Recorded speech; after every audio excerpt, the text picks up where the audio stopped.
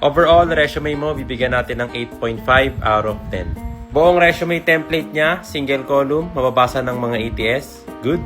Yung pagkakasunod-sunod, lagi mong uunahin sa experience bago yung skills, tools, and education. Kung mahiya, ang dami mo experience. So. Ang kulang mo dito sa work experience mo is bullet contents mo masyado maikli kasi wala kang result. Pero good kasi meron ka metrics. 30 plus, 20 plus, 25 plus.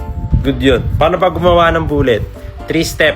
Strong action verb, responsibility, tsaka result. Example, strong action verb, responsibility, pero walang result.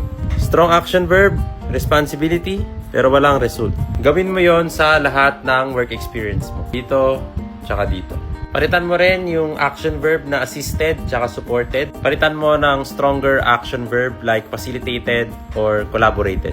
Basta patutunugin mong high value, high impact role yung ginawa mo sa mga past experiences. Education tsaka tools, okay naman. Check out my website if you want to increase your chances of getting interviews by tailoring your resume for each job post. Visit fixresume.io.